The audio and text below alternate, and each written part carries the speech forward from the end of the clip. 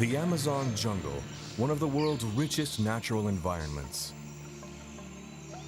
This ecosystem is itself a sort of giant organism made up of numerous layers, from the dense forest canopy right down to the waterlogged soil.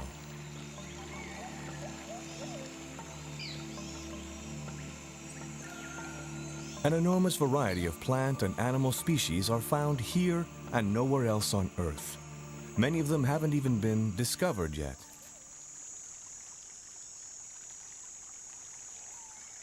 The calm mountain forest in French Guiana is bursting with life. Forest neighbors fear and fight one another, avoid or ignore other species, are born and die every instant.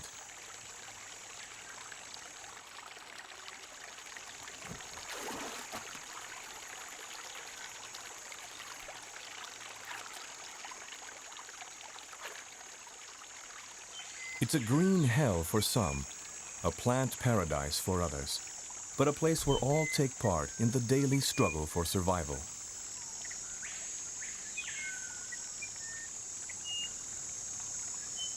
Relationships are constantly shifting as species prey and are preyed upon in the time-honored law of the jungle.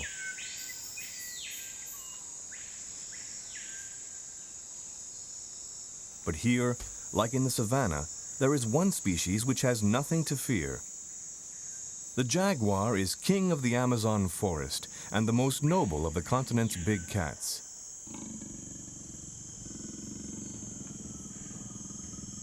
However, this feline shares his domain with another species, perhaps even more fearsome, the Ecitom ants.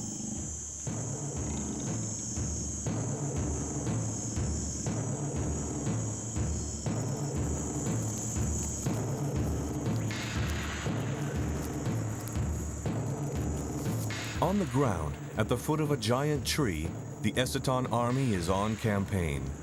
These thousands of ants are all sisters, daughters of the same mother, their queen.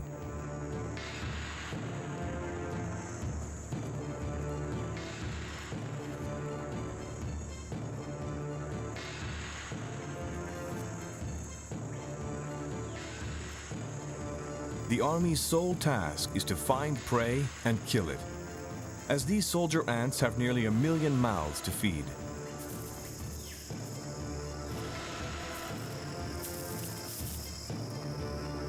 The Ecitom have a tried and tested battle tactic, the steamroller strategy. A great battalion spreads out along a front line stretching some 20 meters, and the successive lines of soldiers catch small animals by surprise. It's certain death for those that can't move quickly or don't have a solid shell.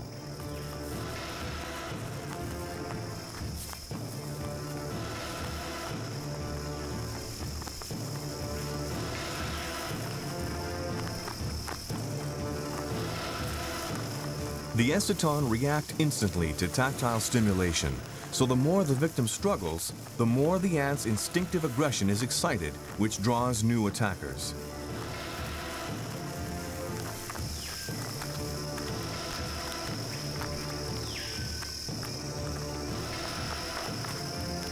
There are few insects that manage to escape the ant's grasp once attacked.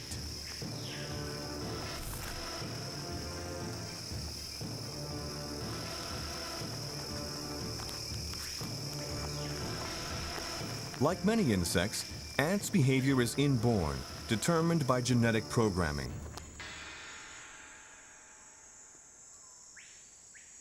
However, mammals are different.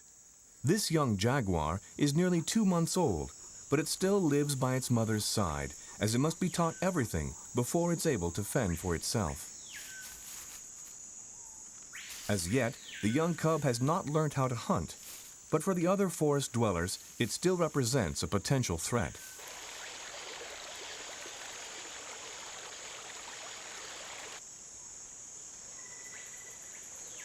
The mere smell of these big cats is enough to send a sloth up into the safety of the trees.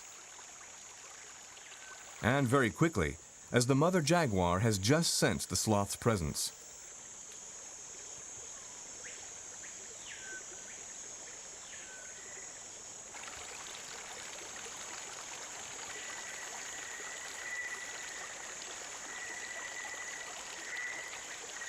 The cub is curious about everything that moves and still oblivious to the dangers of the forest.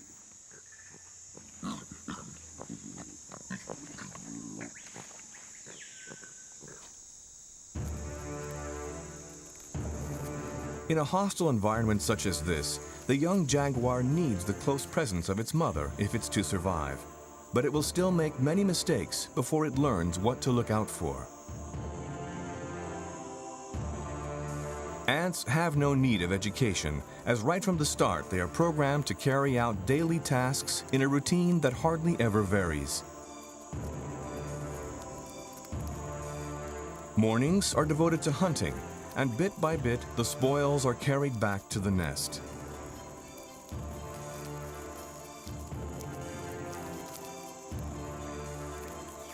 For the colony to function efficiently, these warriors must work cooperatively, and although they're sisters, they're not all the same size. The small ants have cutting mandibles, and the larger ants pointed ones. These distinctions mean each ant has a particular role in the capture and transport of prey.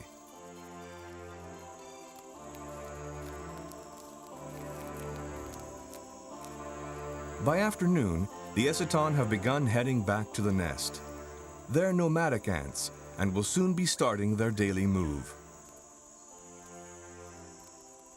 Although insects have nothing more to fear now from the soldier ants, there are other dangers which await them.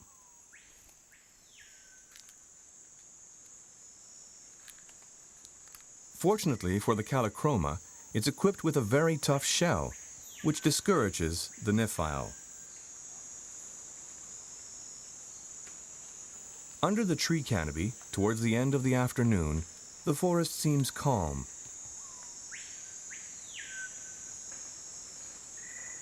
But in fact, it's a hive of activity, because the Ecitom are on the move.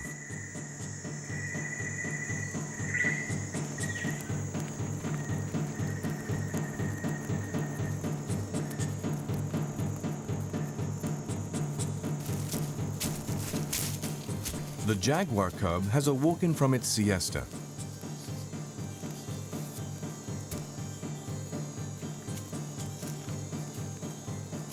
Sniffing around its territory, it discovers a miniature army which has divided its playground in two.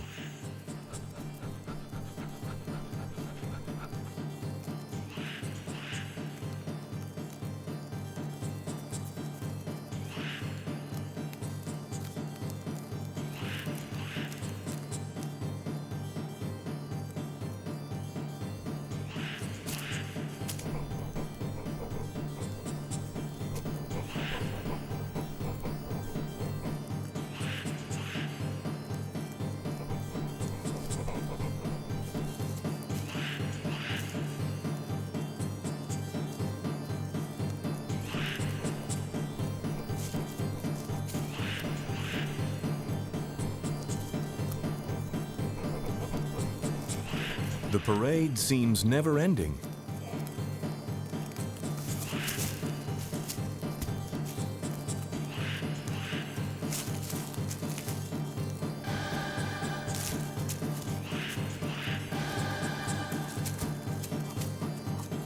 This is a new experience for the cub, which is watched attentively by its mother.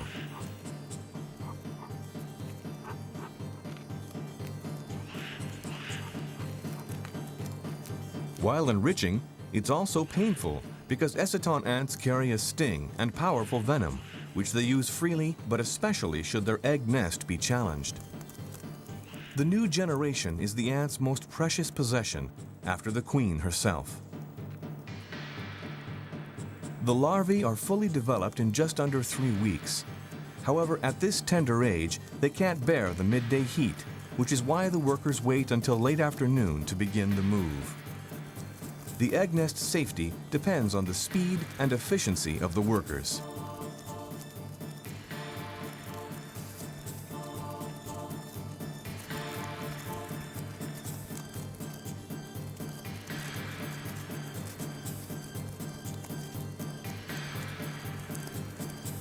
The activity of the whole colony is directed towards moving as quickly as possible. To speed the egg's transport, hundreds of ants make bridges, stairs, and gangways out of their own bodies.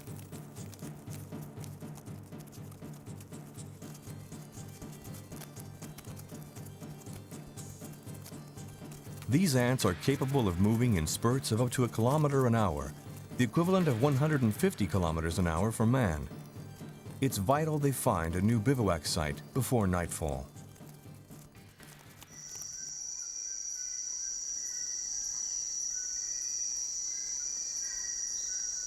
There are other species which prefer to wait for the night to go into action. The Callichroma is not a nocturnal species, but these others are off in search of food. Although darkness gives them cover, it's still a dangerous mission, and each insect has its own particular protection. The most attractive-looking prey often has the most dissuasive weapons. This caterpillar secretes a liquid distasteful to the praying mantis.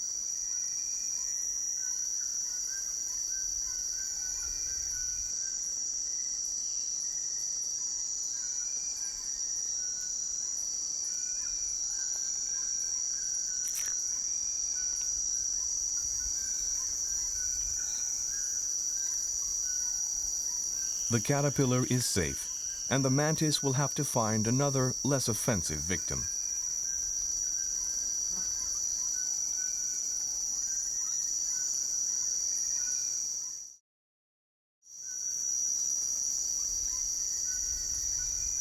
More ant colonies have appeared and are marching through the forest undergrowth. But it's a different species, which has come to stalk the Amazon nights.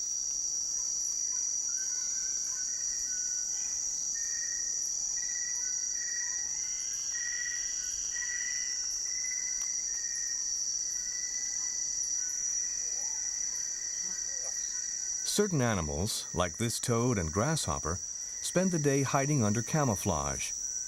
By night, they dare to reveal themselves.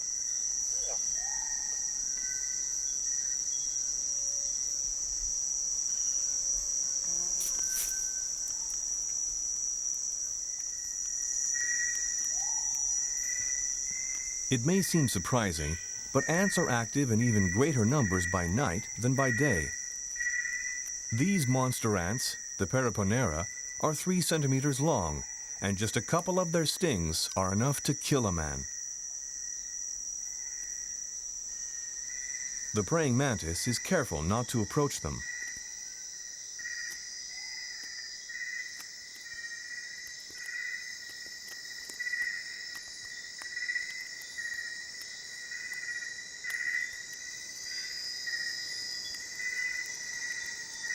The grasshopper doesn't attract the attention of the red ants. They're too busy carrying their strange loads. In fact, they're not soldier ants, but vegetarian atta ants, leaf cutters.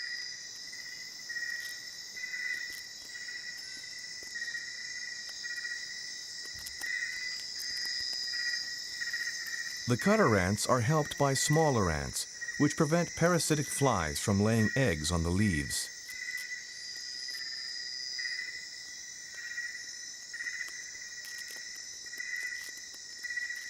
Atta ants will cut up all sorts of different plant forms.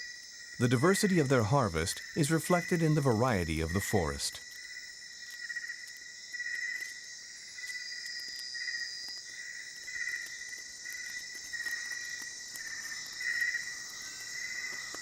Unlike the nomadic Ecitom ants, atta ants are sedentary. They always use the same familiar paths between their feeding grounds and their underground nest. Over the years, they've marked these routes with pheromones, smelly secretions which act as signposts. Using this system of marking, the atta ants have built up a whole network of roads through the heart of the forest.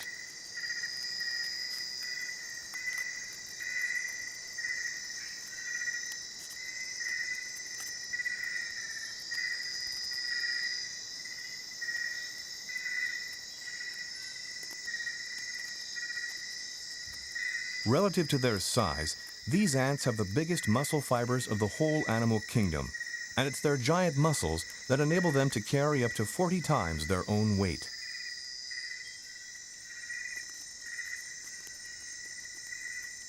The Ata's strength is mirrored by their endurance. In just one night, bushes, even entire trees, can be completely defoliated.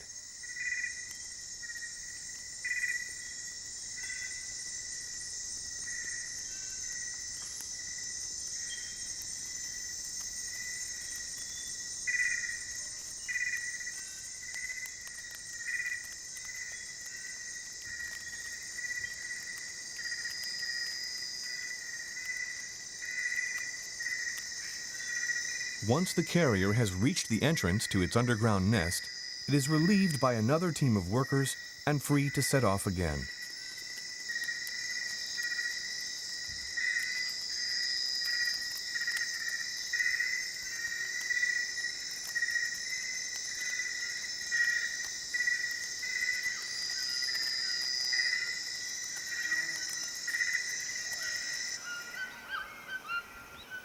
Near the Ecitom bivouac, the ants are still not very active.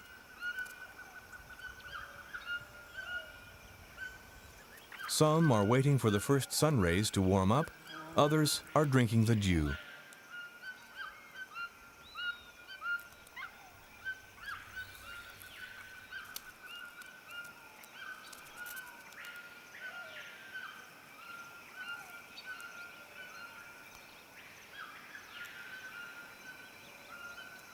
Many insects start their day by washing and cleaning themselves.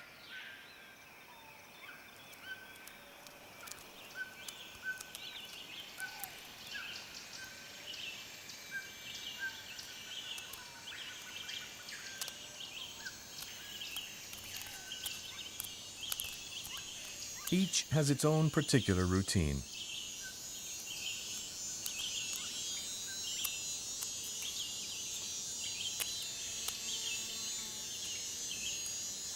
While reptiles need the morning sun to kickstart their metabolism. In the tropics, the thermometer climbs quickly, and in just a short while, these cold-blooded creatures are awake and ready for action. Ata City is buried a meter beneath the surface. The ants have all returned to the colony, but not to rest. Even though they've worked throughout the night, the leafcutters are still busy in their underground garden. These ants carry some 10 kilos of leaves back to their nest every night. The plant matter is chopped, chewed, and ground up into a compost, which the ants use to grow mushrooms. It's the mushrooms which serve as a food source for the larvae and worker ants. The young are raised in the production sites, with 100 or so chambers scattered throughout the underground city. The workers gather small bundles of fungal fibers to feed the larvae. Ata ants have different tasks according to their size. The smallest can get into the tiniest corners of the mushroom beds, while the bigger ants act as sentries, keeping watch over the galleries and nest entries.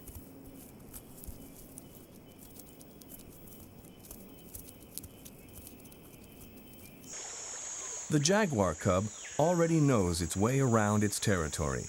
It's even familiar with the river.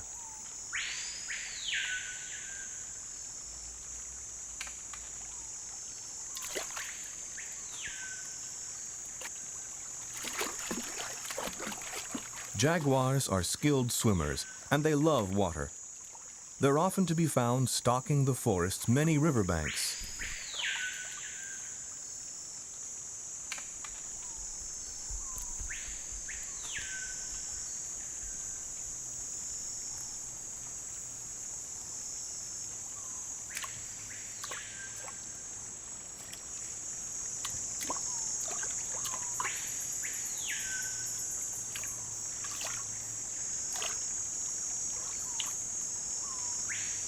For now, the cub is more interested in playing than eating, and the riverbank provides some interesting encounters.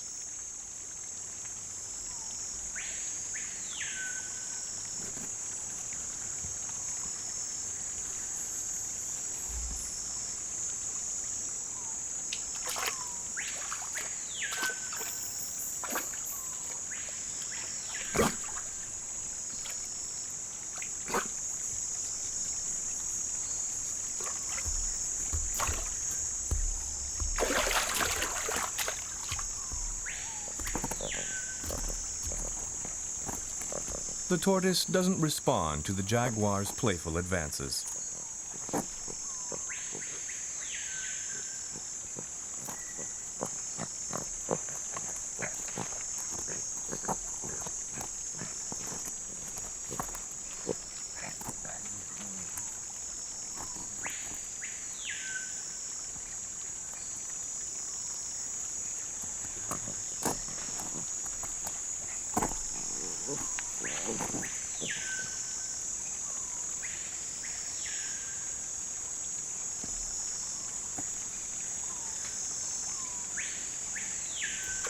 The crab is certainly more dynamic, but its defenses are painful.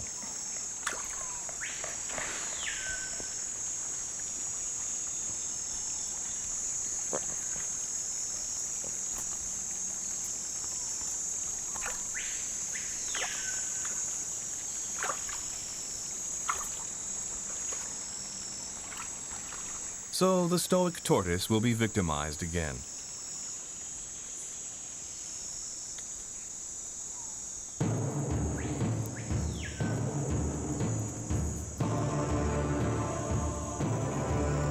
Play is not a behavior Ecitom ants are familiar with. They leave their bivouac every morning to go hunting, and if they come across another ant's nest along the way, they will loot it. These larvae are nourishing and easy to carry. The Ecitom don't kill them. Instead, they are stored for several days in case of rain, as the ants are unable to hunt when it's wet.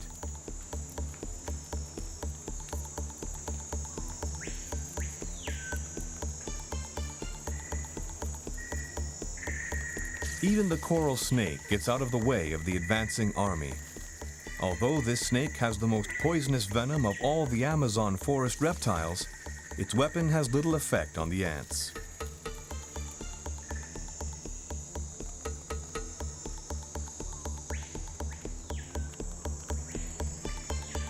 Instead of escaping, some species try to camouflage themselves.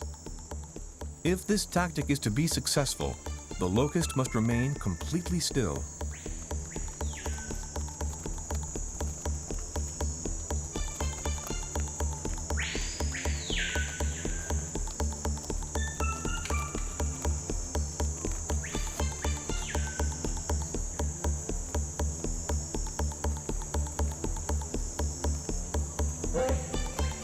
The Callichroma is unable to keep motionless. It shifts its legs and antennae and draws the ant's attention.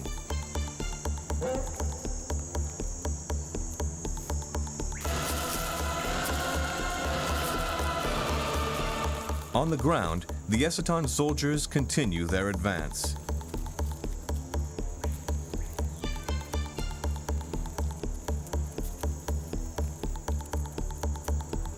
But for now, their presence hasn't stopped the Callichroma from pursuing its goal in life, to find a mate. Perched on a dead balata trunk, the Callichroma is on the lookout for females and not paying the ants much attention. Some are luckier than others, but if the male Callichroma waits long enough, a female may come along.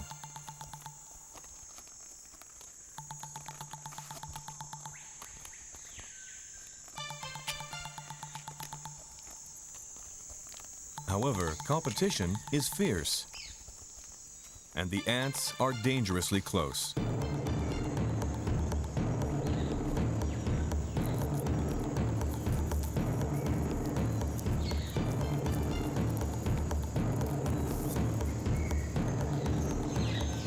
There are few species which aren't menaced by the Ecitom.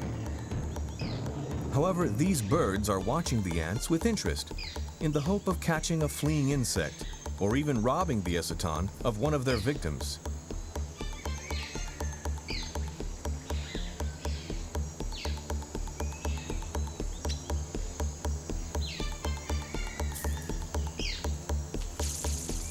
Other opportunists wait for the camouflage specialists to make a fatal mistake and reveal themselves. That's what this liana snake is up to.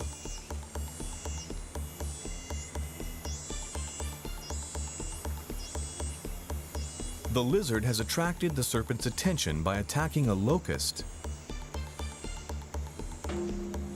and the prospect of a meal of locust-stuffed lizard is worth approaching carefully.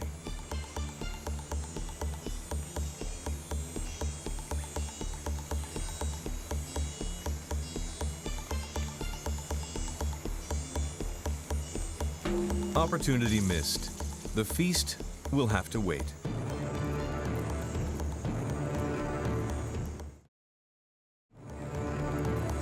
This new raid has lasted nearly 4 hours and resulted in between 1,500 and 2,000 victims.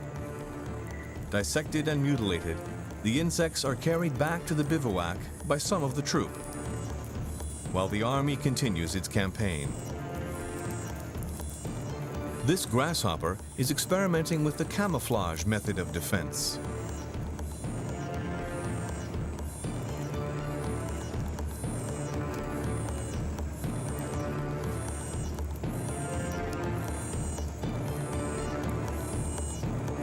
The julid, a type of myriapod, is saved by its foul-smelling secretions.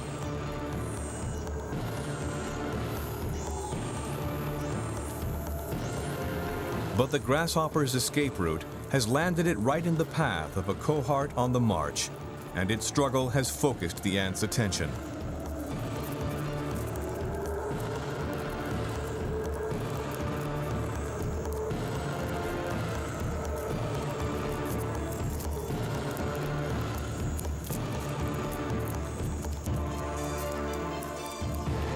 The hunt has come to an abrupt end, and in just a few minutes, the army makes a sharp turn and doubles back on itself.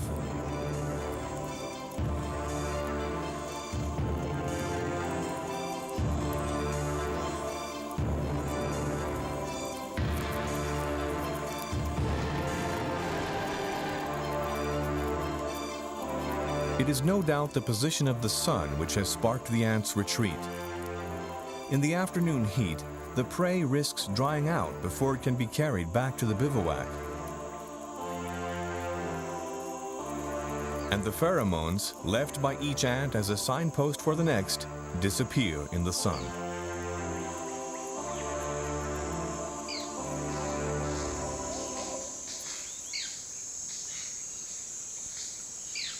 At the bivouac, several hundreds of thousands of Ecitom are gathered to protect the queen and the egg nest, which is installed in the heart of the ants' organization.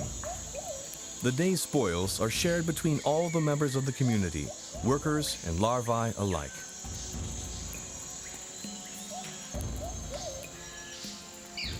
The bivouac has been set up at the foot of a giant tree, a perfect site during dry weather. But the dry season is drawing to a close, and a storm is approaching. The Ecitom must find a new shelter for the larvae, which are now at the last stage in their development, the delicate phase of cocoon weaving. After a quick site inspection, the ants opt for an underground hollow, and the workers begin immediately transferring their egg nest.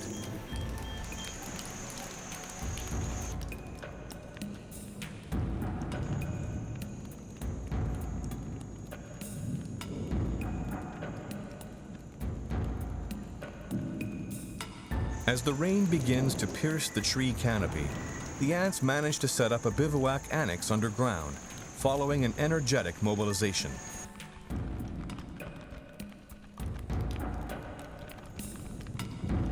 This is a real nursery, where the larvae can weave their cocoons under the guard of more mature ants.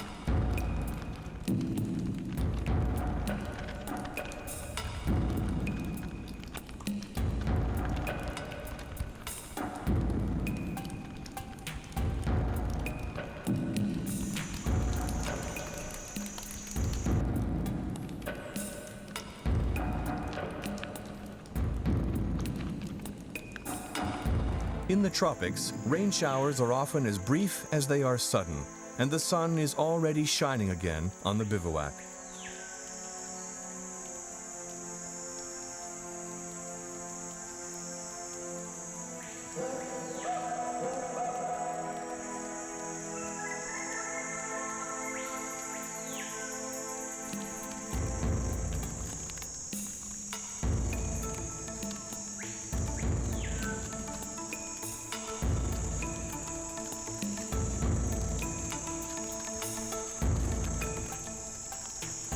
The hunters, caught out in the rain, are making their way back to the colony.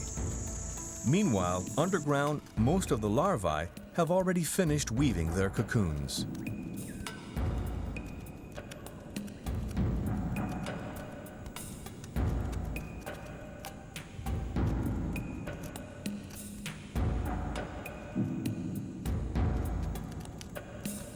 Rain is probably the Eciton's worst enemy.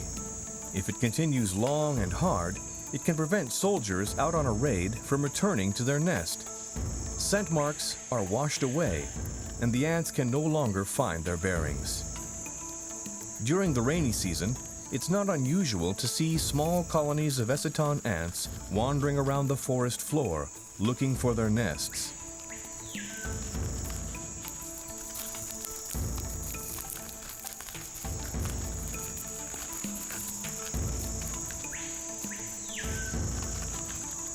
For once, the rain hasn't done too much damage.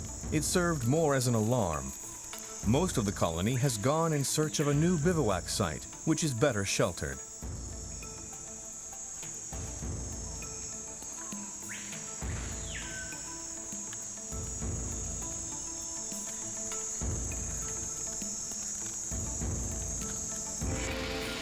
In the nursery, a rare event has just taken place.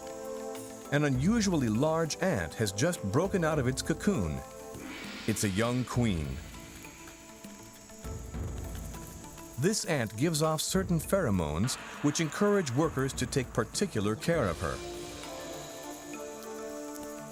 Although competing Eciton queens fight each other, it's not a physical combat like bees. Instead, they use their pheromones to try to draw the most number of followers.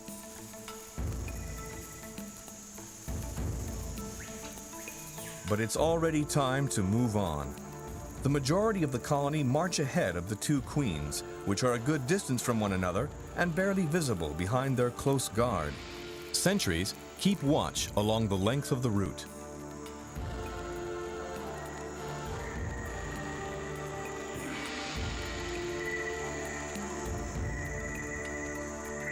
The right of precedence is respected, and the queen mother marches ahead of her daughter. But these daily migrations have damaged her feet, and she can't move quickly.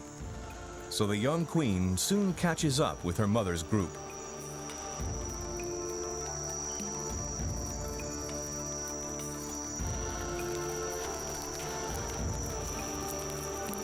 The proximity of the two queens and the intermingling of pheromones confuses the ant escort. The procession stops suddenly in disarray. However, this holdup could put the queens in danger, and angry guards with their mandibles raised swarm all over the immobile queens.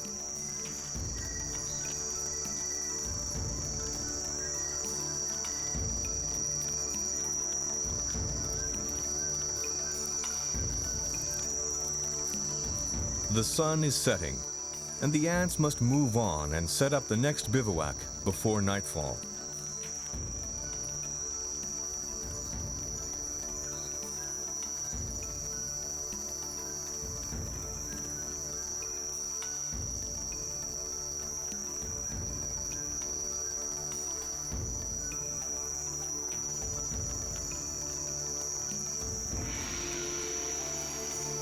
The young queen has now overtaken her mother and is in front. The enormous bunch of ants splits up as a majority move to join the new queen's procession.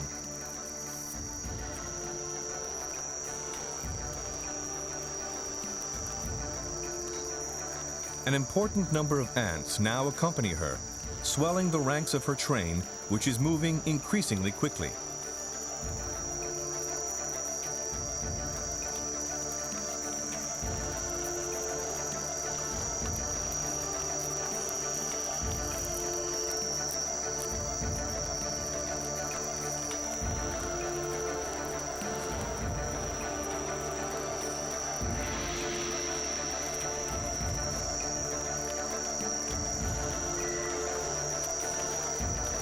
Any insect which makes the mistake of getting too close to the escort is immediately attacked.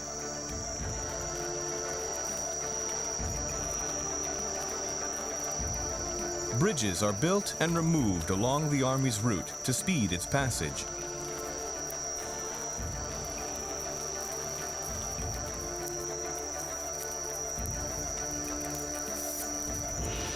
It's now too late for the other colony to follow behind. The cohort loyal to the old queen turns back towards yesterday's camp, which is still quite nearby.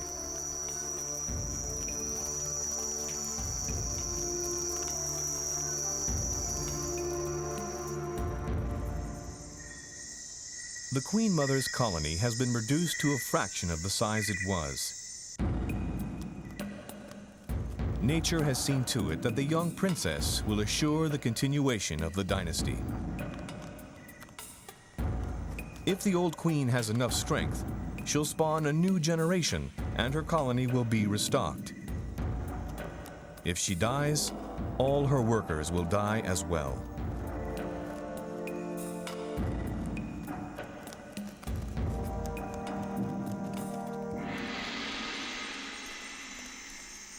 Night or day, whether animals live alone or in colonies, individuals must ensure the survival of their genes if the species is to perpetuate.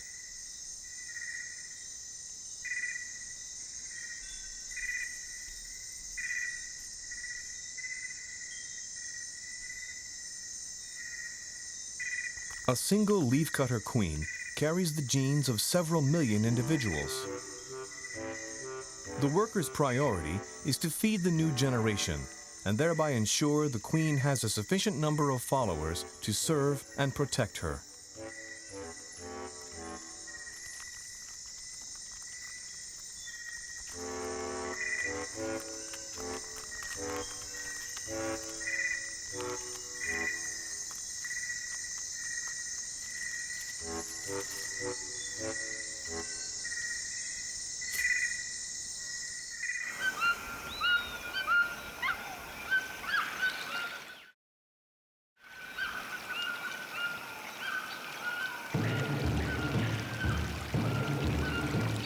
The Ecitom have a new queen, but their genetic programming hasn't altered.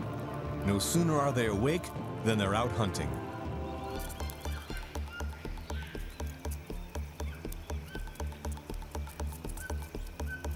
The Ecitom are not a threat for the iguana. In fact, the ants do the reptile a service by ridding it of the parasites lodged between its scales. The Ecitom squadron has reached the galleries which access the Atta's nest.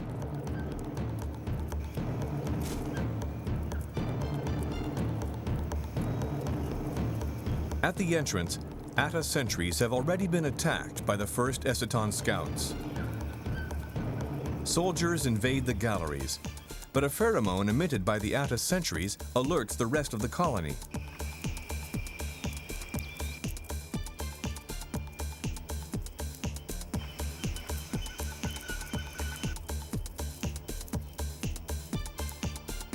A meter underground, the first mushroom bed has already been attacked.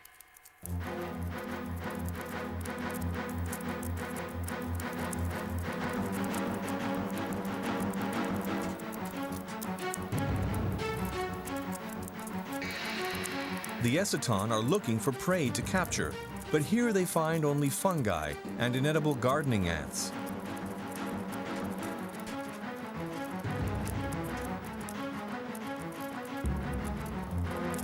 The Atta rely on their giant guards to defend their nest.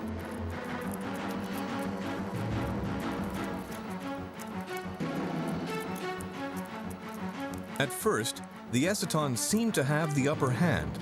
They outnumber the Atta guards, and they're armed with a sting. The Atta guards have only their mandibles, but they use them like powerful shears to decapitate their assailants, while they themselves are killed by poisonous injections.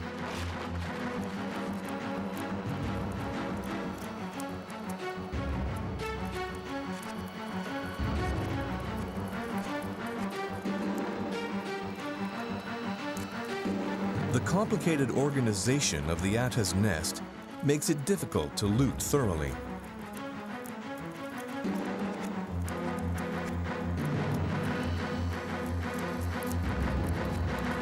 The larvae are scattered throughout 100 or so chambers, of which the Ecitom have found only 1 or 2.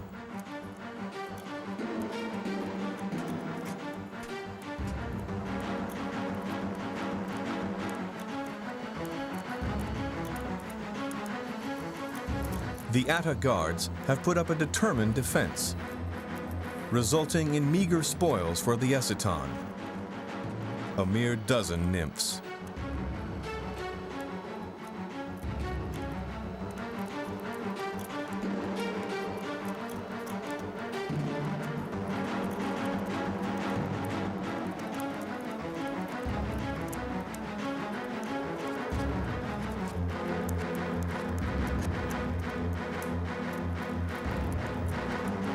The Ecitom begin their retreat, making their way back to the surface, leaving behind them a tangled mass of dead and dying ants.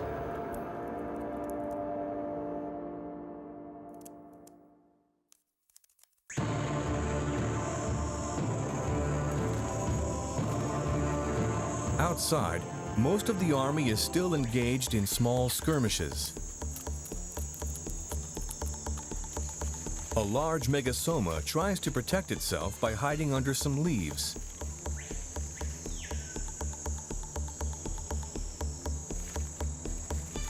But a hurried escape seems the only way to rid itself of these predatory ants.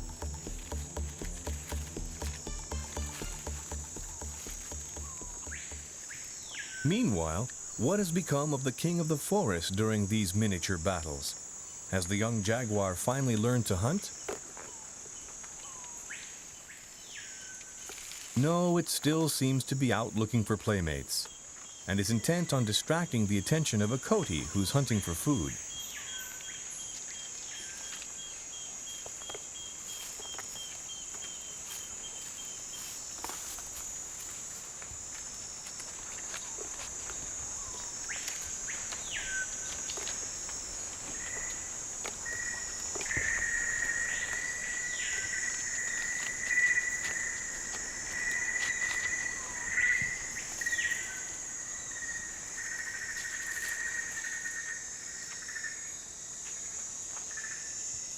The jaguar cub really does just want to play.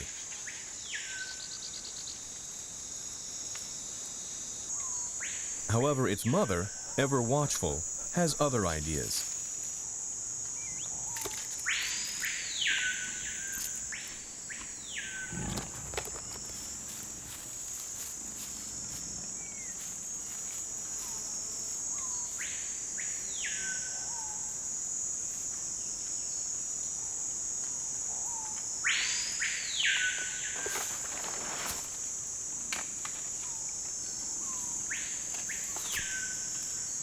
It's through playing and observing its mother that the cub will develop its own hunting instinct. But it's a little too early for this jaguar to live up to its royal reputation.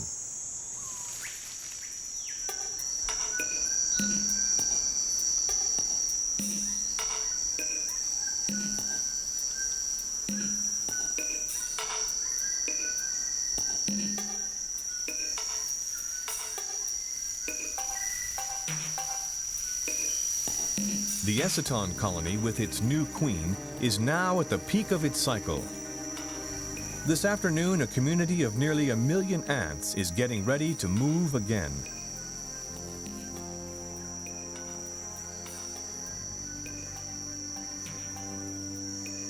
The new workers have all hatched out of their cocoons, and from the young queen to the youngest soldier ant, all are sisters in the Ecitom task force.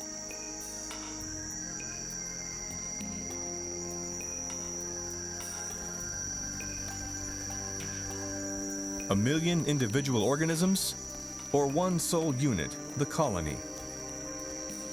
The Ecitom are at once ferocious predators and self-sacrificing individuals whose behavior is directed toward the good of the colony and the survival of the species.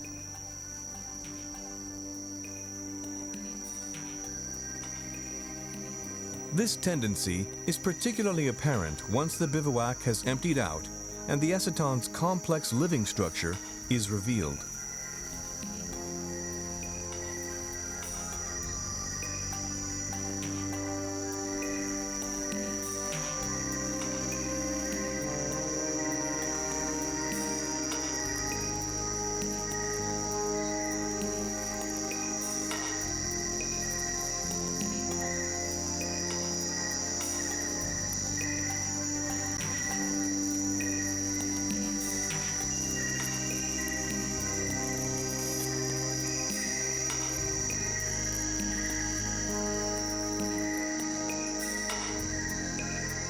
Every Eciton ant can become a construction worker.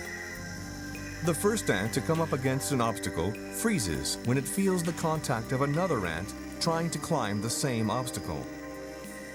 A new wave of arrivals grasp each other's pincers and mandibles and in turn become immobile, forming a bridge of thousands of individuals.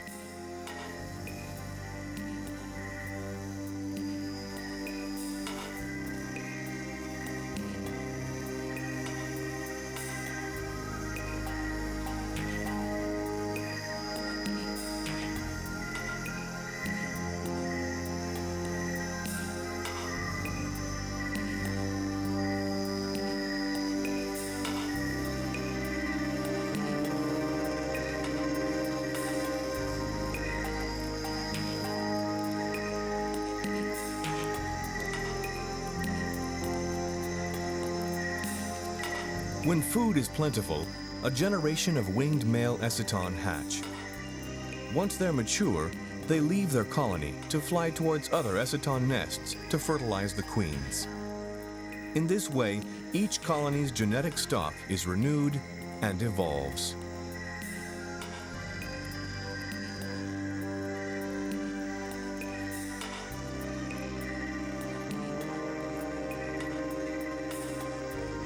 Even the dangerous soldier ants are capable of transforming into a motionless crowd to form a sort of carpet, providing a dry passage for the rest of the colony to cross without getting wet. Although the Eciton appear invincible, red beetles have succeeded in living off of them parasitically. Found throughout the Amazon basin, the beetles imitate the ants' pheromones and tactile contacts, which allows them to steal some of the prey the Eciton capture on their raids.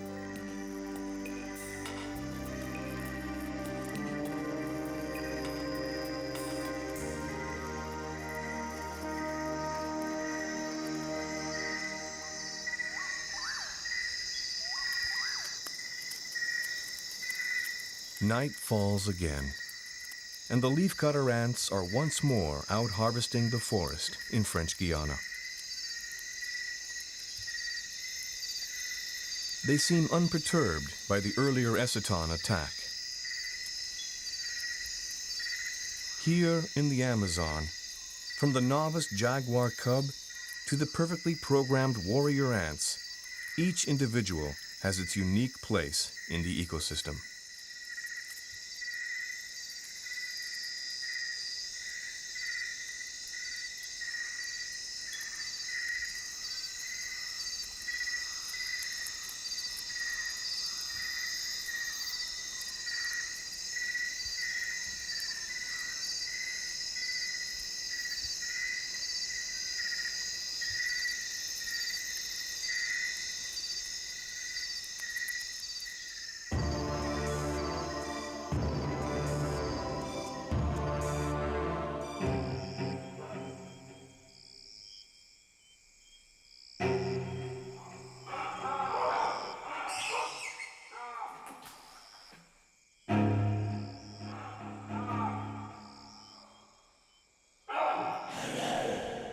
In the beginning, there was nothing, or almost nothing.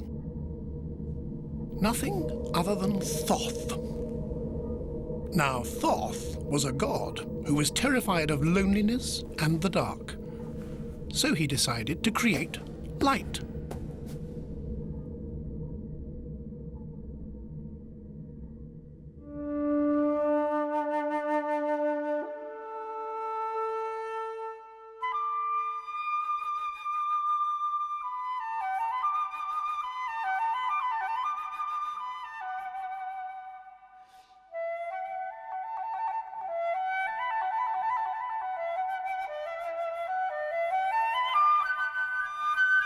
Then, like every self-respecting but bored god, Thoth invented a world of mortals. He created Earth. On this Earth, he implanted the first living creatures, trees. He gave them a vast, fertile Garden of Eden, the plains of the Maasai Mara in East Africa.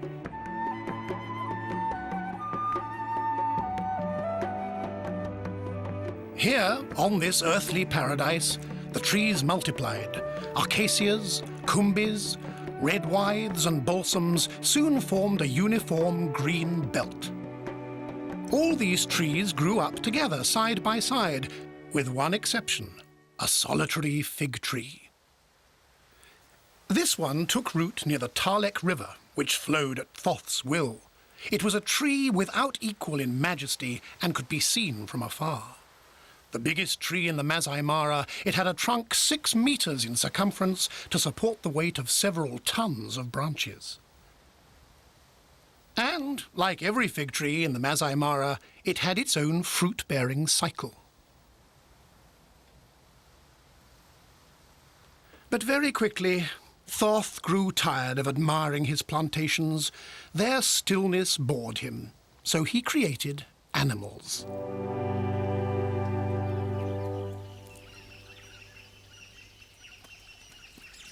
The animals had the ability to move about, much more entertaining, and Thoth even hit on the idea of giving the animals the still plants to feed on. That way, everything was taken care of. Or so Thoth thought. But he'd forgotten about a certain animal, covered in hair from head to toe, except for its hands and muzzle. There's no doubt about it. It was an animal Thoth had created in his own image. A monkey, the Anubis baboon, the being Thoth wanted to be perfect, but its creation was quite an adventure.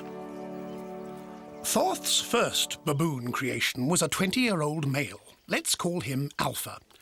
Convinced that, like himself, his creation was terrified of being alone, Thoth immediately provided him with not one, but several females. 70 centimeters tall and weighing 30 kilograms, Alpha is twice as imposing as his companions. However, his physique doesn't mean that he's the patriarch. In fact, it's the females and their offspring who form the tribe's nucleus. The males protect and fertilize the females at the females' disposition. And so it was, as Thoth willed. But the females aren't exclusively for Alpha. He has to share them. And these two, 6-year-old Homos and 8-year-old Molos, want a piece of the action. They're already looking for a place in the adult male hierarchy, which spells trouble for baboon politics. But we'll come to that later.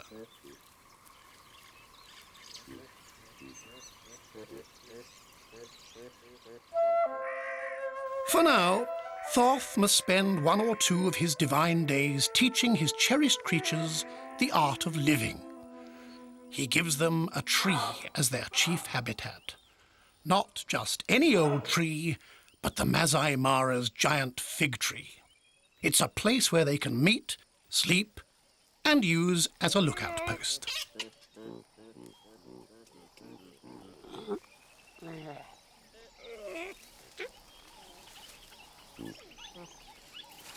The baboons like their tree so much that they're only driven from it by hunger. In the morning, the first to start feeling peckish gives the signal, and the others follow.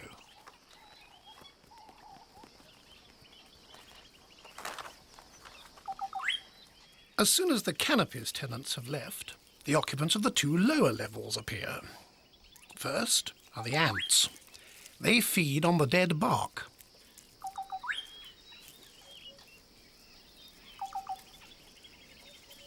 The lizard comes out to reheat his cold blood in the morning sun.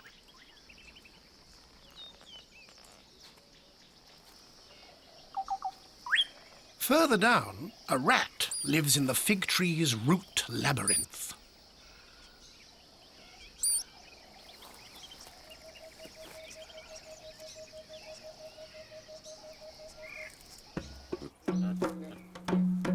Meanwhile, the baboons are on the move along the riverbed.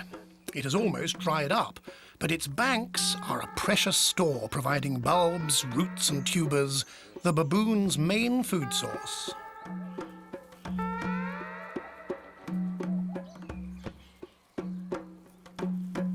The adults stuff themselves while the young play, knowing that after their mothers have eaten, well, it will be their turn.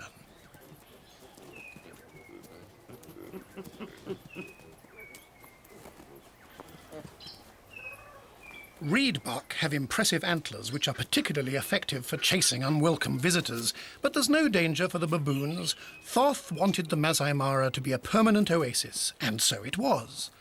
The still plants are in sufficient number and variety for the region's inhabitants to have their fill almost all the year round. There's no feeding competition either between the monkeys and this bird, the saddle-bill stork or jabiru. In fact, the baboons live in harmony with all the vegetarians of the Maasai Mara, even the elephants.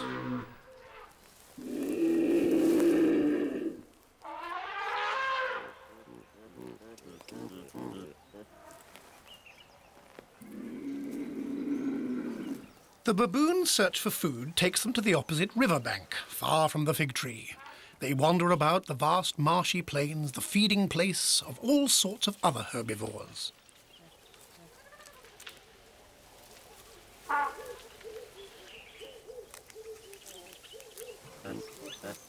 For pulling up grass and unearthing bulbs, the baboons have a number of techniques that they can use simultaneously: the fingers, especially the thumb, the fingernails, teeth, and lips.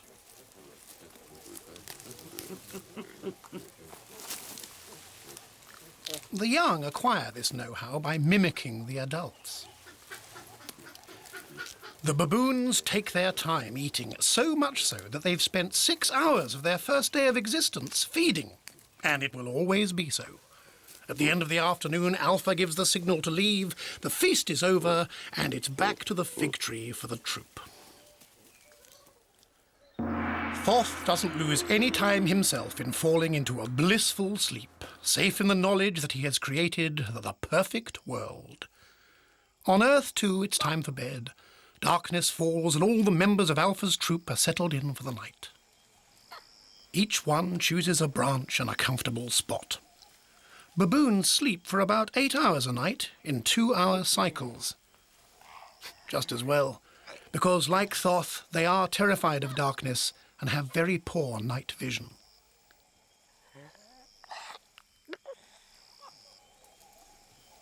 While most of the troop sleep, a few females who are suckling stay on guard.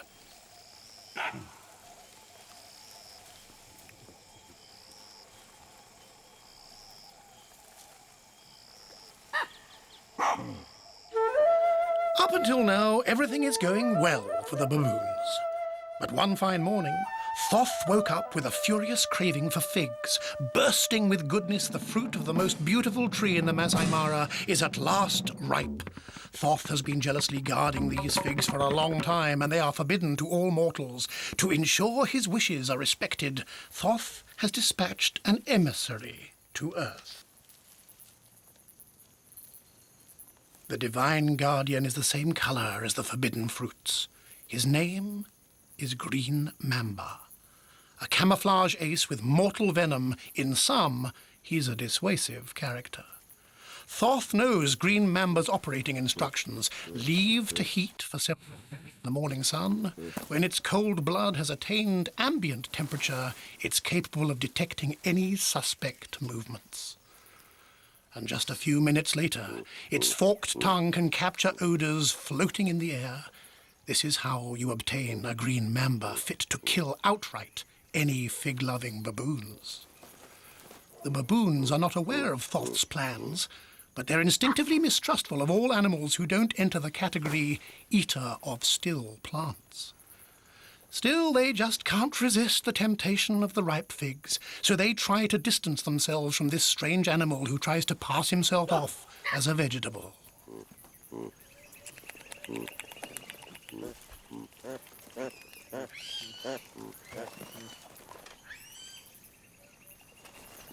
The youngest don't know how to get rid of the slithery killjoy. But Alpha has developed a safe and efficient method.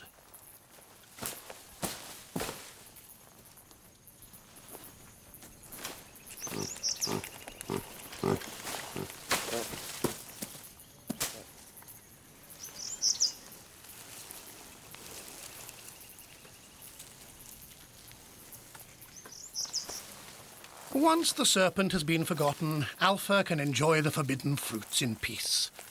But what is written is written.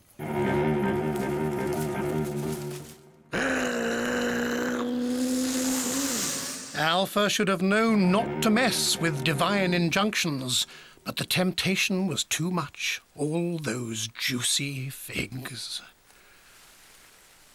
And now the whole troop has started stuffing itself. No holds barred. Celestial fury descends progressively upon Earth.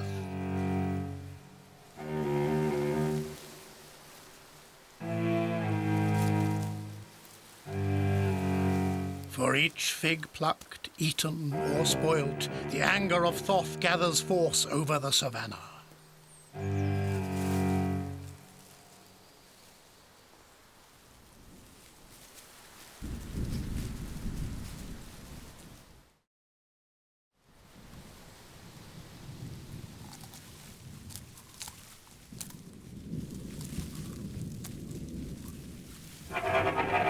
Frightened by the menacing sky, the youngest leave the extremities of the branches and take refuge near the trunk.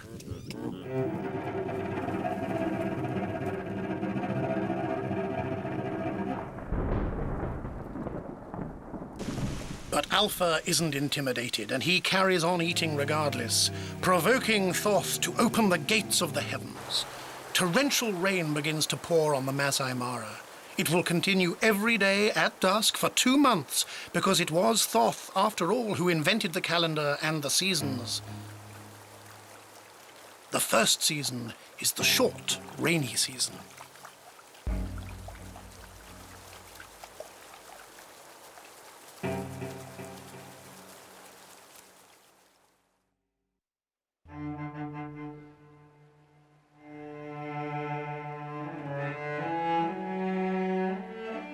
It has been raining throughout November and December. The Talek River has filled its bed, cutting the plains in two and making life difficult for the baboons.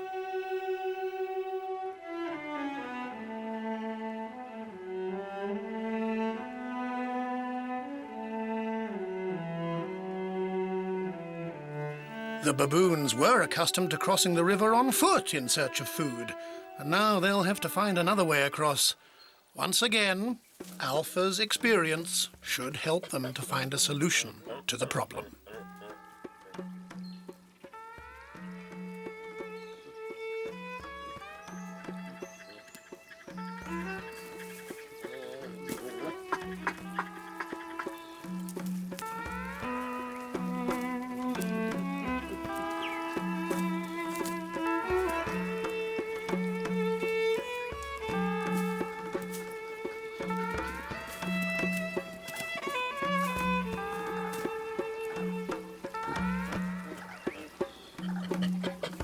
In fact, the clouds of Thoth's anger had a silver lining, as the rains have brought tender shoots up from the fertile soil. There's no need anymore to travel far and wide to find food, and the young baboons profit from their extra leisure time to invent a new game.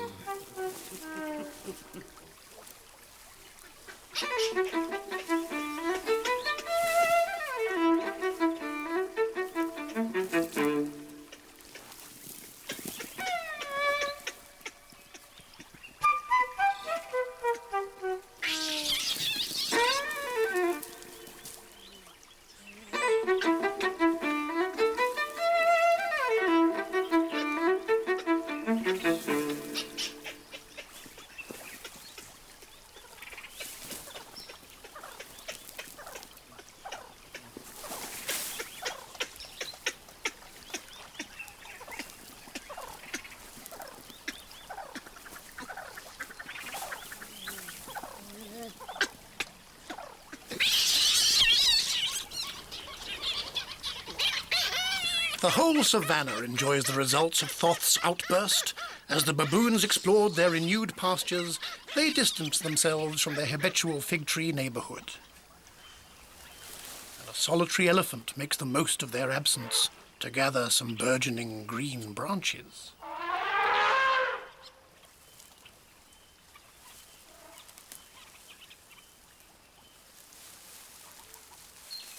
Nearby, all sorts of herbivores savour the tender new grass. And not far away, some termites are also making the most of the changes to their environment. The rain showers have broken up the soil, enabling them to build their earthen cathedrals. The savannah's profile will soon take on a new form when the work of these labourers is completed in a few days' time. The rains have stopped, and the humid heat begins to reduce the river flow. It becomes almost stagnant. The rat, the fig tree's garden tenant, has been waiting for this moment for a long time. The tiny water droplets suspended in the air transport tempting odours. There's definitely a smell of nuts, but there's a meaty smell too, and his nose doesn't let him down.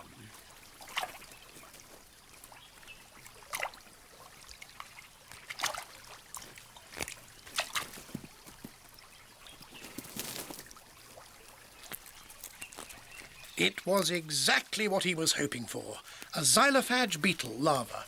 The dead wood that these larvae have been consuming gives off the nutty odour.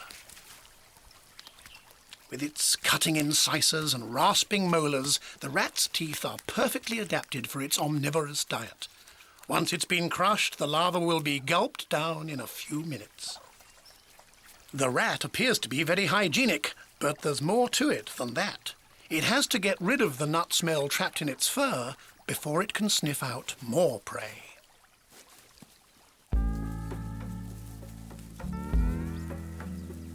The tempting nut odour also reaches Alpha and his troops' nostrils. The baboons have returned to the vicinity of their fig tree. The dead acacia branches have been softened by the rain, allowing xylophage larvae to dig new tunnels. The smell of this still plant is enough to give a vegetarian mobile animal a taste for carnivorous things. Alpha exercises his right of precedence. Then the young follow, imitating him in their own manner.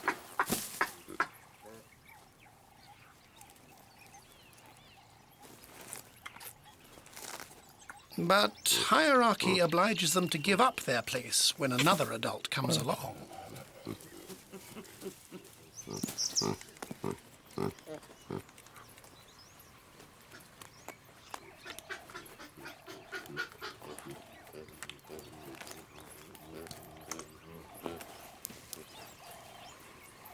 All this place swapping is rather disturbing for the other branch occupants, the ants. They had made their latest home here, but the news gets round quickly that it's time for immediate removal.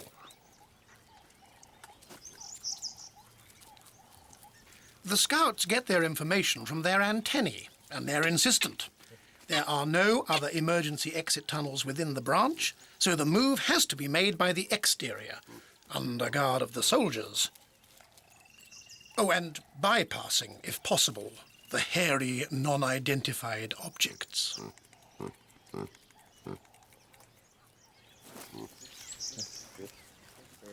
Unlike figs, larvae are not forbidden food, so what has brought the green mamba to the neighbourhood? Well, it's not the baboons, but a potential prey, a lizard. Faced with this elite killing machine, the only chance the lizard has of escaping is to camouflage himself in the grass. The trick has smothered his tracks. Confused, the serpent doesn't know which way to look. And watch carefully, because there's about to be an incredible reversal in this situation.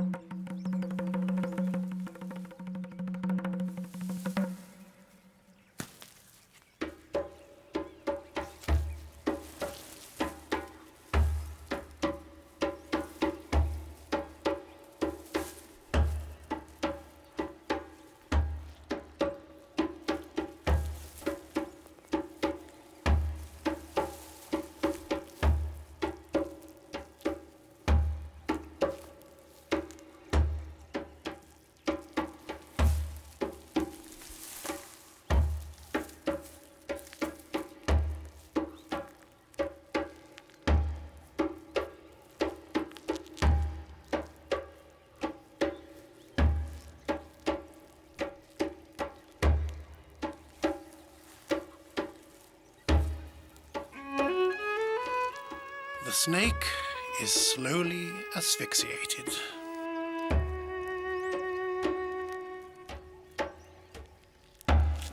Thoth is furious.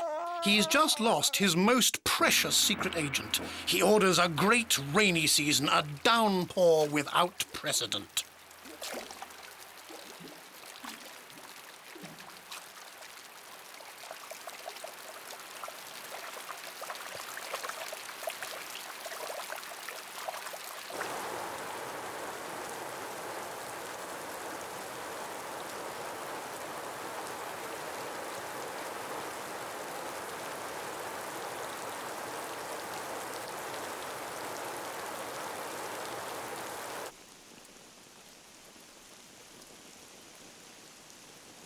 When the celestial gates close again, all the baboons can do is observe the extent of the damage. Water has invaded everything. The Talek River has spilt over its banks onto the neighbouring plains, and as the ground is already saturated, the overflowing water ends up back in the river. In these conditions, it's not even worth looking for a crossing. Some strange mobile creatures have appeared since the flood, and they don't seem at all vegetarian.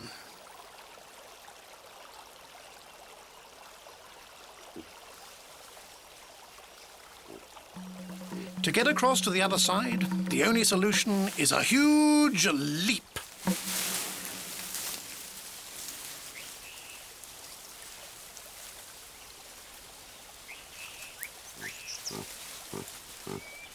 Following Alpha's lead, the whole troop makes the leap, while risking a fall, which could end them up in the crocodile's jaws.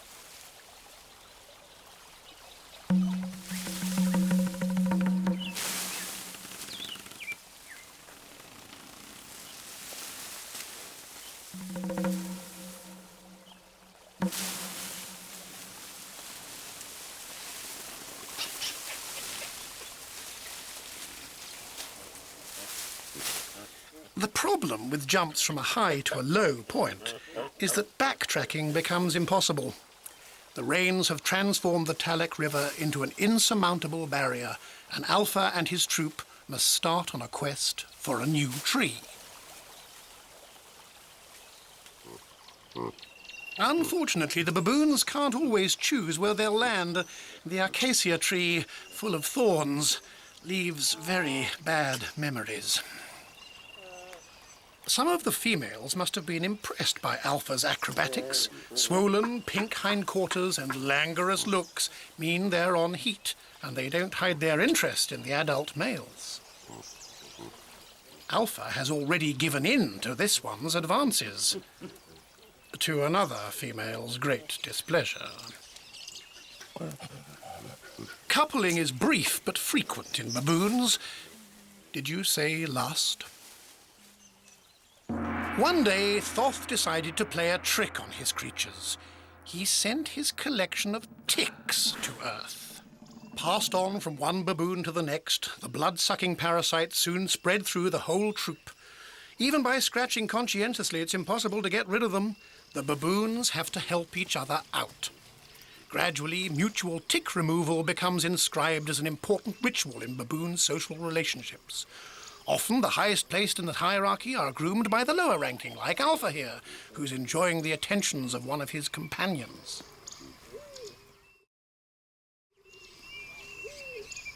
The females obviously take pleasure in grooming their young, and each other. It seems the troop knows how to turn all Thoth's tricks to their own advantage.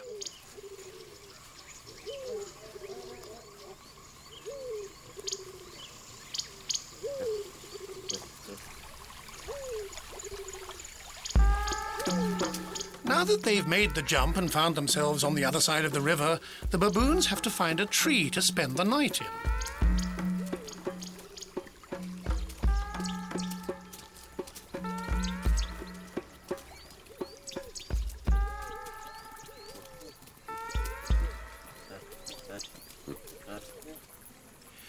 Back at the fig tree, intense activity is going on in the troop's absence. A colony of safari ants has set up a bivouac in a waterlogged soil at the foot of the tree.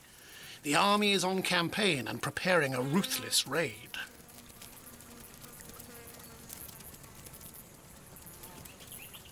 The first find, an excrement dating from the solitary elephant's last visit. Not very interesting at a first glance, but the question has to be more deeply explored. The safari ants know that underneath the droppings, other underground specialists are drilling tunnels to supply their nests. Gangs of safari ants attack the termites.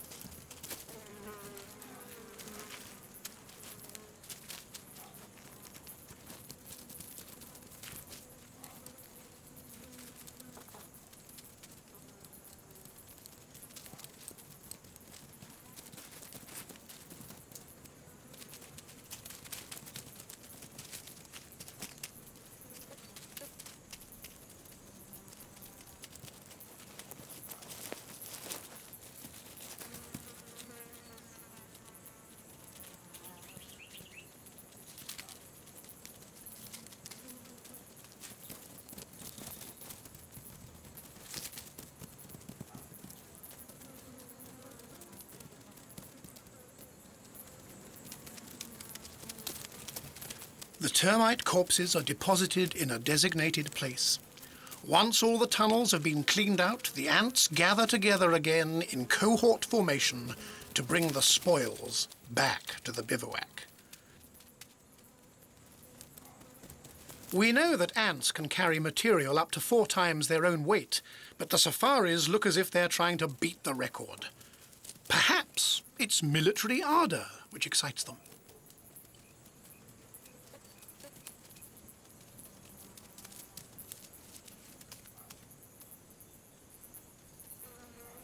A few kilometres away, on the bank of the Tarlik, Alpha's troop is still looking for a new tree. In their search, they come across the creatures who invaded the river. From the looks of their teeth and their powerful bodies, they definitely aren't still plant eaters.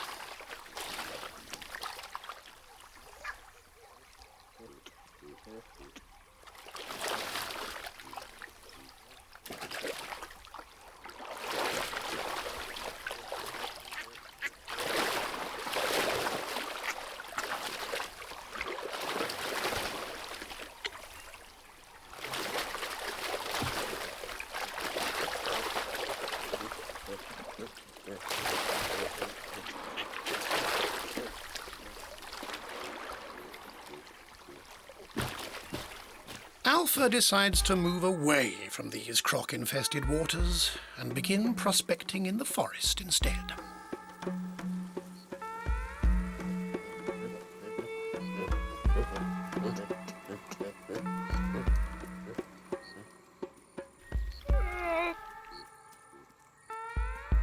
In the underwood, the baboons meet a herd of impalas. These vulnerable animals are often found in the company of warthogs, whose intense aggression comes between the impalas and lurking predators. Like this hyena, for example. The warthogs stop grazing the still plants to form a dissuasive barrier and send the hyena back where it came from. Simple and efficient.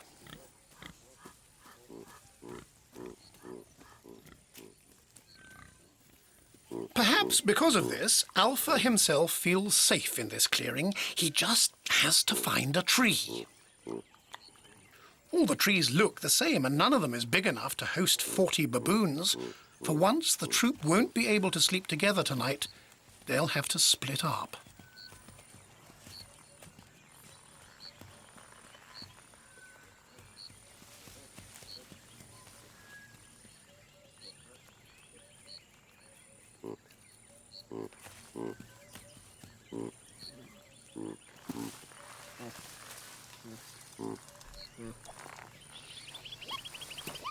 For safety reasons, the youngest gather round Alpha, where they can play without danger and come to an agreement as to who's sleeping where in the new dormitory.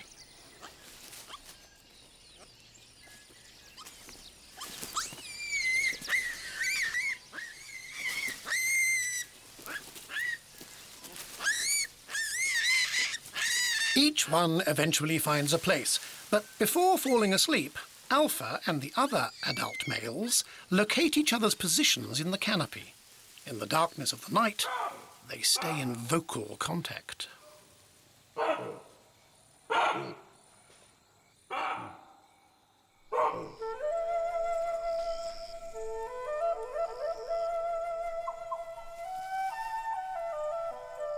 The next day, an early riser wakes up his sleeping companions and persuades them to get down from their tree.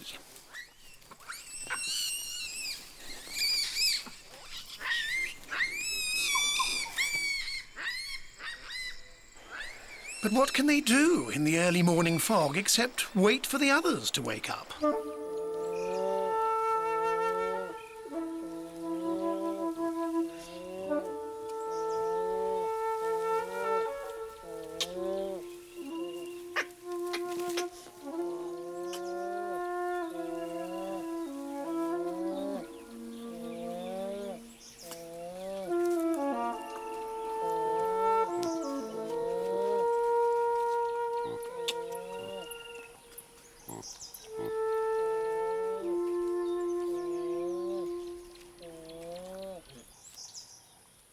The last up seem to be anxious to explore. On the whole, Alpha's troop seems to be getting along well. Up until now, they've found a way of resolving their problems, got round difficulties, and bypassed risks. How about a peaceful life now? No such luck. Thoth is still sore and dissatisfied with the rains, floods, and ticks. He decides to sow discord in the savannah.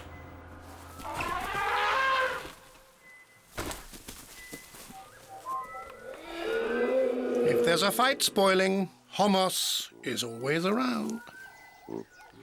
Facing him is his elder brother, Molos, and Molos is thirsty for power. His intimidating behavior gives away his ambition to usurp Alpha.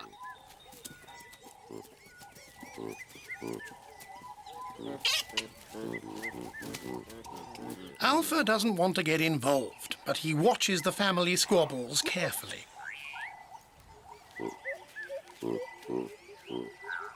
To avoid fighting, Alpha craftily holds a youngster next to him, for the little one's protection, but also as a shield. Molos makes the first charge, but is not very insistent. Baboons prefer to use dissuasive force before coming to blows. Homos dodges the attack, and now it's his turn to provoke Alpha.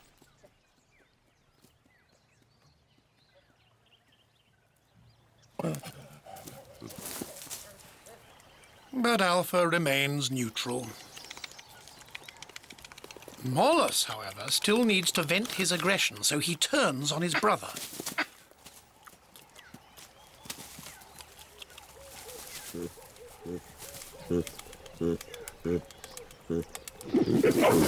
Homos knows he's not going to win this battle against his older and heavier brother. Instead, he suggests forming an alliance with him against other members of the troop. It's agreed.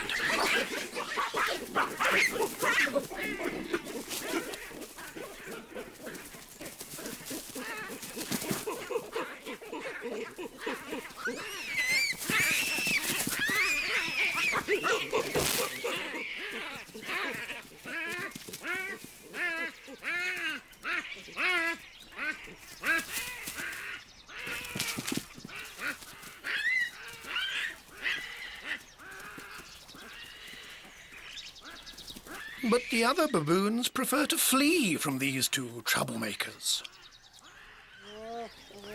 All that's left for them to do is to try to challenge Alpha again. He still hasn't moved. They'd really like a good old scrap, but Alpha has seen it all before. Molos can raise his eyebrows, Homos bare his teeth. Their provocations leave him cold. In frustration, Molos sets out again after Homos.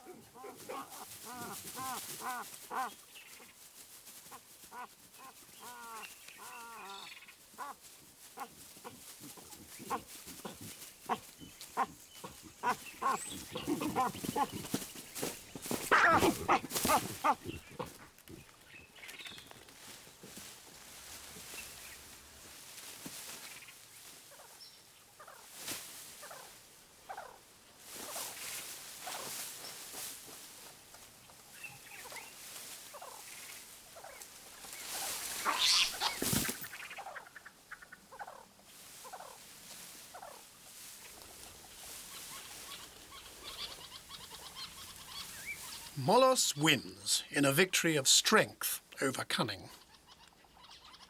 Hommus took a nasty fall from the top of the tree, and the only thing he can do now is to count his battle wounds. A damaged wrist, no question of taking part in a coalition against the youngest now. And with his left cheek pouch ripped, it's going to be a while before he can chew normally. They're only superficial injuries and don't put his life in danger. However, as he lost the fight, he can no longer oust Mollos. From now on, he'll have to submit to his brother's authority. There's no doubt about it from the way Mollos is showing off. He's decided to make the most of his superiority. But there's a law in baboon society that will bring him down a peg or two. The lower members in the hierarchy must present their hindquarters to the highest place to be, shall we say, inspected. It's somewhat humiliating.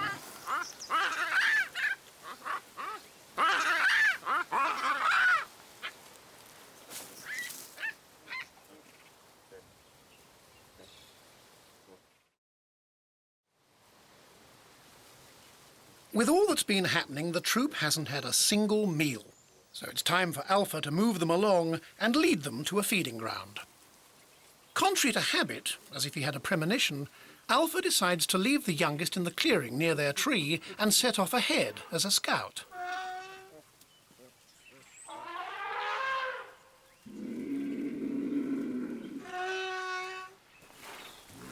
The troop of young mothers walks through the plains under the orders of their First Lady. Alpha is reassured. He knows that these eaters of still plants mean no harm. The troop can come and feed here. But where are they? They ought to be at the edge of the wood, waiting for a signal from him.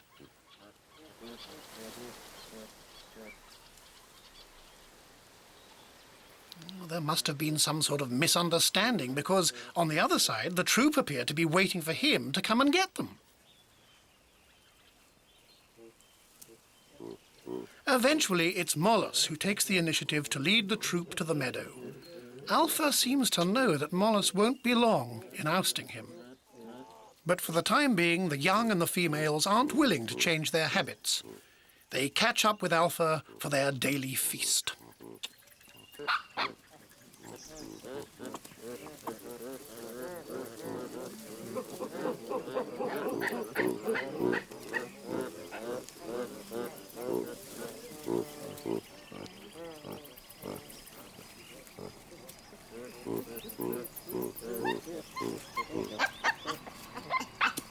Even with his experience, there are some things which leave Alpha perplexed, such as Mollos's behaviour.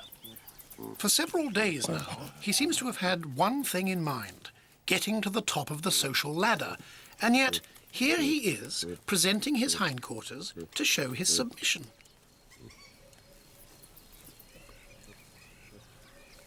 Suspicious, Alpha refuses to get involved in Mollos's tricks. And the message is clear. When a baboon turns his back on you, it's because he doesn't want anything to do with you. Politics is complicated among Thoth's creatures. The borders are often blurred between dominant and dominated. In young males, the desire to gain power is often stronger than anything.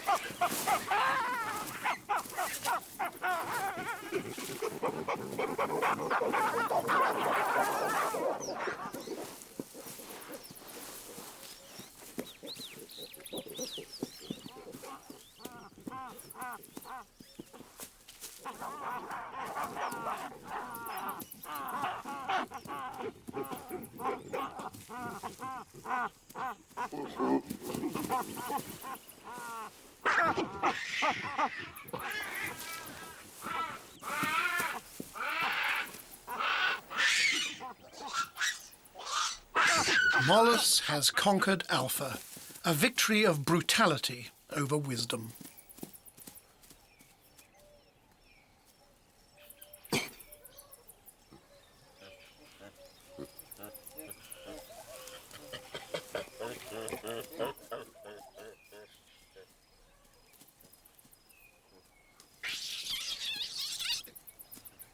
Molus is delighted to have finally achieved his goal, and to make sure everyone knows he's in charge now, he doesn't hesitate to terrorize the other members of the troop.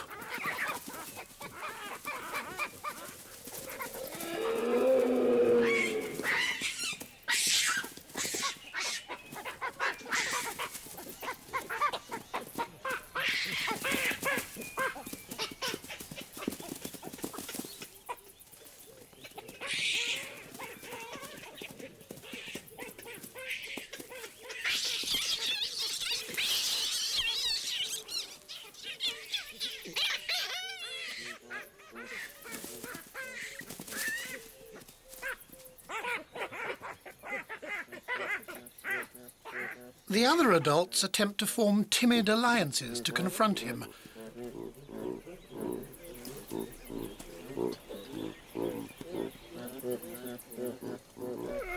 Only faced with such pointed arguments, it's difficult to remain resolved.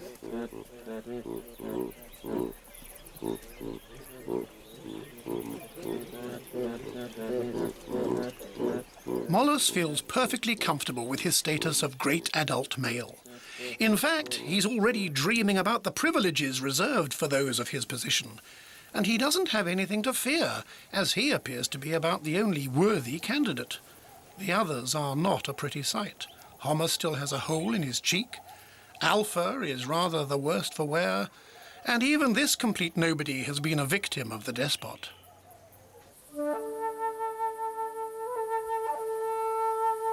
August. It hasn't rained for 2 months. Thoth has been sticking scrupulously to his calendar. It's the long, dry season. The herbivores have no other pastures than these yellow fields. In their outings on the plain, the baboons meet a proficient hunter, the cheetah. The cheetah rarely approaches zebras because they have an annoying habit of defending themselves with their hooves. This is perhaps why the baboons don't stray far from them. The cheetah's principal victims are Thompson's gazelles, and this female and her 3 sons already have their eye on them.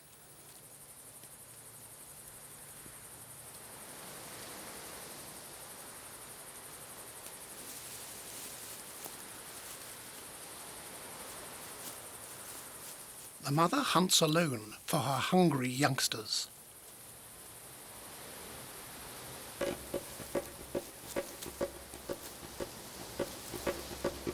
By approaching upwind, she's sure not to alert the gazelles, who have a very fine sense of smell.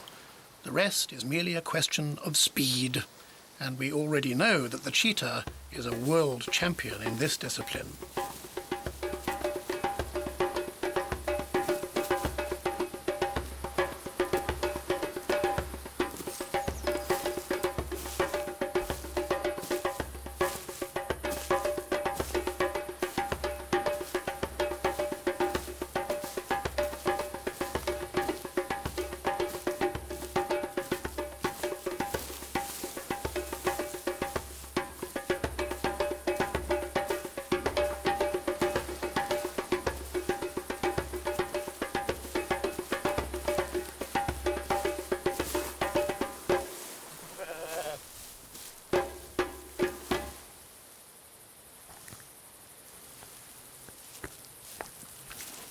very low-cut nostrils enable the cheetah to catch her breath while she asphyxiates her prey.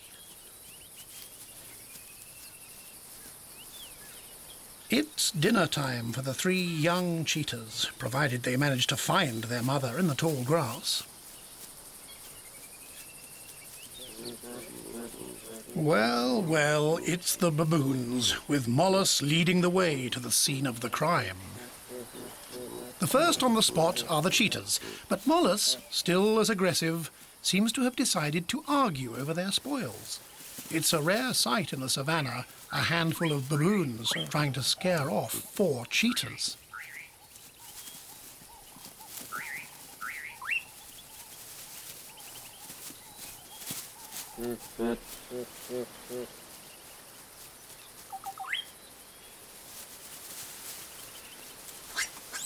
However, the cheetahs don't seem quite ready to give up their turf, and in spite of repeated baboon attacks, they resist.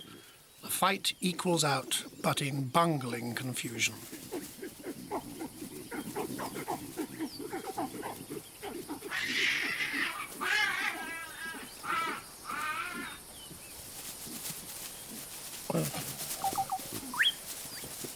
In the end, Mollis's determination wins over the whole troop, and confronted by such unanimity, the felines capitulate. In the confusion, the gazelle has been dissected and dispersed all over the place. The baboons will have to glean the pieces of flesh from here and there. Mollis has awarded himself the lion's share, the gazelle's belly. The others will have to make do with the legs.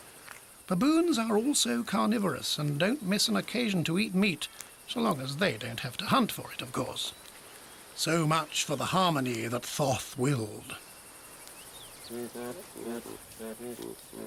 Because, meanwhile, some animals have been left out.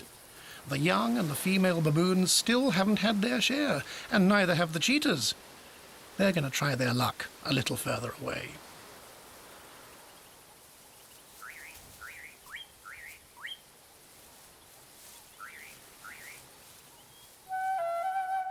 Without rain, the still plant eaters have literally shorn the plains. Mollis and his group decide they've had enough of their exile.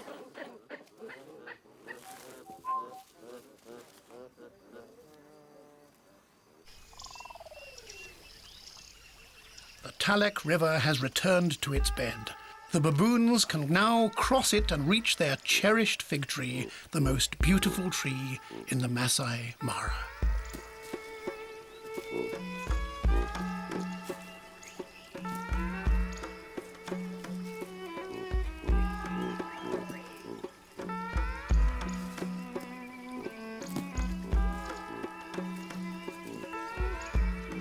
As they approach, enthusiasm overcomes discipline as everyone looks for a shortcut to cross the cliffs dug out by the last flood.